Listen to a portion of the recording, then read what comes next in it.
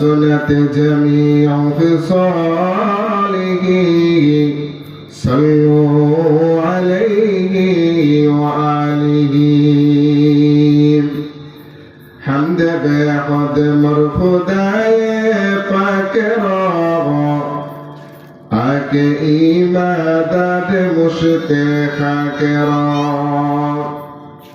آک در آدم دمید او روح را داد از طوفان نجت او نوح را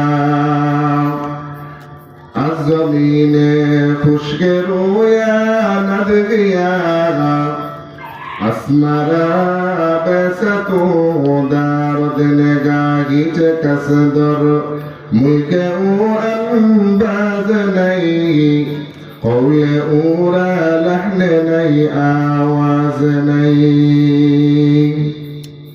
আলহামদুলিল্লাহ খোলাপাড়া বড়হাটি যুব সমাজের উদ্যোগে আয়োজিত চতুর্থ বার্ষিক ইসলামী মহাসম্মেলনের সম্মানিত সভাপতি সাহেব মুআজ্জাজ মুকাররম হযরত উলামায়ে কেরাম, আমি কালামুল্লাহ শরীফের শেষ দিকের সূরাতুল ইনশিরাহের 4 নম্বর আয়াতে কারিমা তেলাওয়াত করেছি। রাসূল করিম সাল্লাল্লাহু আলাইহি ওয়াসাল্লামের অসংখ্য অগণিত হাদিস সমূহ থেকে মুসলিম শরীফের 2 নম্বর খণ্ডের 445 নম্বর পৃষ্ঠা 2689 নম্বর হাদিসে কারিমা তেলাওয়াত করেছি। আয়াতে কারিমাকে সামনে রেখে, রাসূলের হাদিসকে সামনে রেখে সংক্ষিপ্তভাবে কয়েকটা কথা বলার চেষ্টা করব। মা তাওফীক ইল্লা বিল্লাহ। এই আয়াতে কারিমাটা আল্লাহ তাআলা নাযিল করেছেন রাসূলের শানে।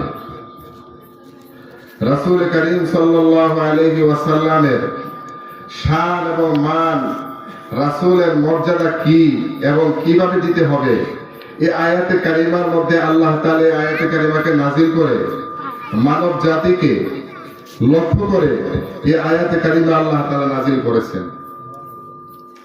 এই আয়াতে কারিমার মধ্যে রাসূল করিম সাল্লাল্লাহু আলাইহি ওয়াসাল্লামের মর্যাদা কি, এই আয়াতে কারিমার মধ্যে আল্লাহ তাআলা তুলে ধরেছেন।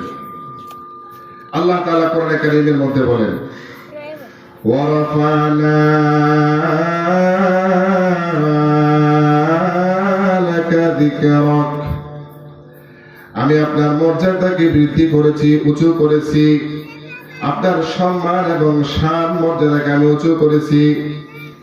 এই আয়াতের ব্যাখ্যার মধ্যে তাফসীর রুহুল বয়ানের মধ্যে আল্লামা ইসমাঈল হকী রাহমাতুল্লাহি তাআলা আলাইহি 5 নম্বর খণ্ডের 555 নম্বর পৃষ্ঠার মধ্যে তাফসীর রুহুল বয়ানের মধ্যে লিখেন, আল্লাহ তাআলা নবীজিকে সম্মান করেছেন, নবীজির মর্যাদাকে বৃদ্ধি করেছেন। এর 1 নম্বর ব্যাখ্যা হচ্ছে আল্লাহ তাআলা কররা বিসমিহি বিসমিল্লাহি তাআলা।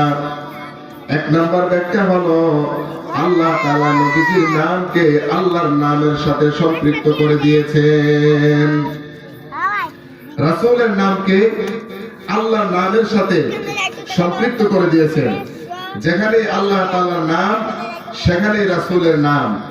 এর 1 নম্বর ব্যাখ্যা তাফসীর রুহুল বয়ানের 10 নম্বর খণ্ডের 555 নম্বর পৃষ্ঠার মধ্যে তিনি লিখেছেন, এর 1 নম্বর ব্যাখ্যা হলো যে আল্লাহ তাআলা নবীজির নামকে আল্লাহর নামের সাথে সম্পৃক্ত করে দিয়েছেন।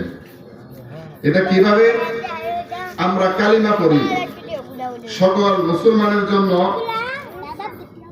নির্দিষ্ট একটা কালিমা আল্লাহ তাআলা দিয়েছেন, লা ইলাহা ইল্লাল্লাহ মুহাম্মাদুর রাসূলুল্লাহ।